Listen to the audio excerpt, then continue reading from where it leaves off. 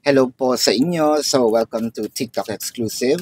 Ito pong reading na ito is for February the 20 to the 28th reading para po yan sa mga zodiac signs no, na nandito po sa gilid. Yan. I want you to know that this is a general reading. You may resonate with the entire reading or you may resonate with some bits and pieces of the reading. Take what's only yours. Sa simulan na natin, ang nakikita natin dito, medyo kailangan natin lumabas, kailangan natin magsaya, or there's something that needs to be celebrated. Especially no, dito sa Pisces na magse-celebrate ng kanyang birthday. No? I think that there is a plan with the Six of Cups, Six of Pentacles. Meron ding surprise from someone na medyo hindi na natin nakikita. No, it may be a kaibigan, an ex, perhaps, or let's just say someone that you probably has this emotion na medyo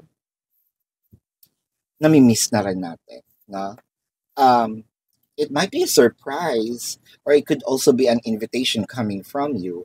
One thing's for sure, this person might gonna show up.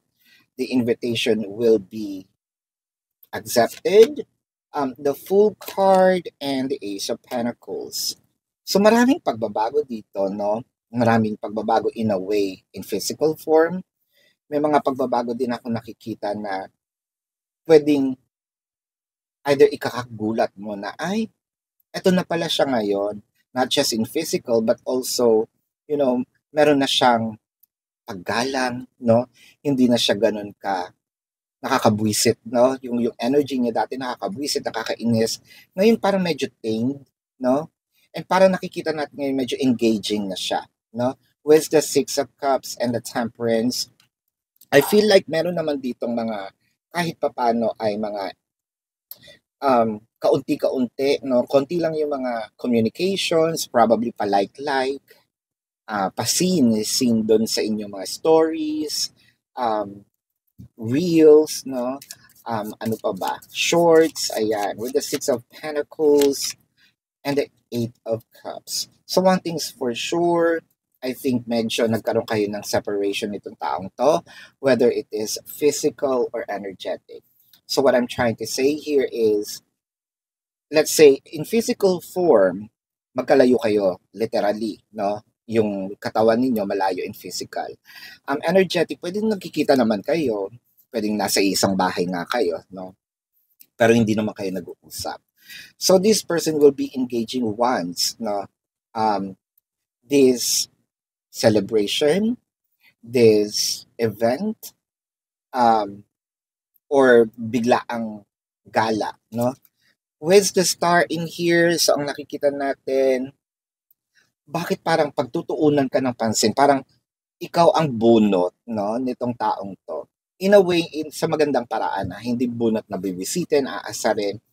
Parang meron yata itong magandang balitang ibibigay sa'yo. If you are with family members or friends, I feel like parang may tuksuhang magaganap, or meron na nga tuksuhang nagaganap. Meron na rin ditong emotions, if I may say, no? Kasi there is an offer with the Ace of Pentacles. Then the Ten of Swords, I feel like itong person na ito, kaya gagawin ito, supposedly, na ibigay niya na dapat itong offer. Kaso, medyo hindi nga ito na natuloy before for some reason, no? Sa tingin ko, parang merong naging issue. Siguro hindi pa siya ready that time. Merong immaturity, no? So let's get some more cards here.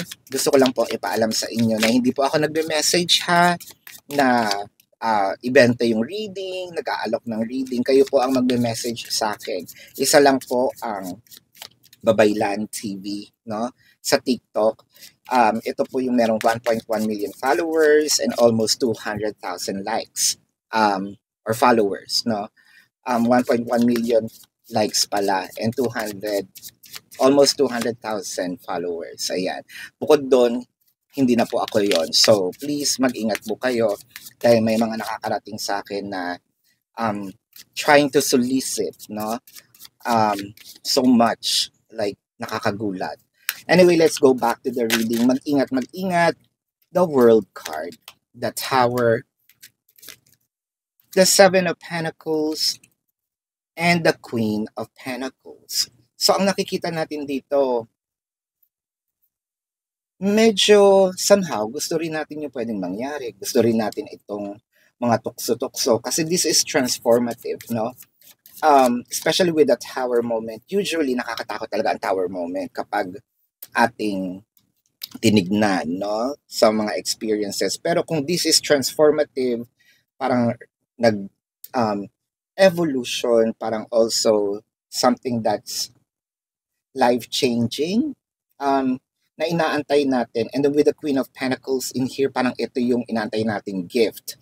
So, it may be a literal gift, no? It may be, ako yung mga naghahanap dyan ng phone, nakikita ko, no, ayun na, especially the brand of phone. If this is a romance, so congratulations dahil nakikita ko yung romance na ibibigay. The World card and the Page of Pentacles, I feel like matagal na itong hawak, katulad nga ng sabi ko kanina, hawak in a way, nasa akin na, nandun na sa taong magbibigay, i-offer na lang. The Seven of Wands, I feel like naghahanap lang ito ng tamang panahon, tamang oras, which is siguro itong magaganap na event, celebration, or biglaang out of town, no? Doon niya ito ibibigay. Parang, oh, this is the perfect moment with the Seven of Pentacles and the Hermit. I feel like there is also an enlightenment, no? Parang this situation happened at the exact moment, at the right time, wherein ito na yung parang gusto niya nang ibigay with the Nine of Pentacles in here. So, nakikita ko ang happiness, nakikita ko na ito na yata ang pinaka magiging masayang moment mo, no? Itong darating na birthday, celebration, event. One thing's for sure, this pangyayari, this event is, I mean, will be one of the biggest experiences, no, of your 2025. Napakaganda dahil matagal nang inaasam, matagal nang gusto, um, matagal nang, yun nga, ninanais, yung one thing natin is almost nag-antay tayo, no, ng medyo mahaba-habang panahon. Let's get some more cards here. A message from the universe.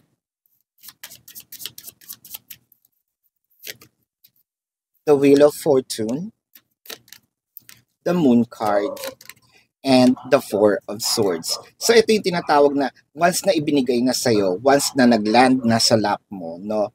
Ito yung sitwasyon na parang sasabihin mo, ay salamat, nakahinga na ako ng maluwag, no? Panatag na yung loob ko, hindi na ako mag-iisip, hindi na ako mag-overthink. With the Four of Swords as well, this is yung kapayapaan, no? Ng katulad nga ng pag-iisip, kapayapaan ng damdamin mo, harmony between you and this person. So kung meron man kayong mga alitan nito before, so magkakaroon na ng okay, no, na pagsasama. And for those who are expecting something that is romantically wise, so I believe that this is it. Congratulations, no? So hopefully, no, maging masaya at dire-diretso itong inyong pagsasama. Maraming salamat po sa panonood. And again, mag-ingat po kayo ha dahil hindi ako yung nagme-message. Love and light. Namaste. See you po sa susunod na readings. Goodbye.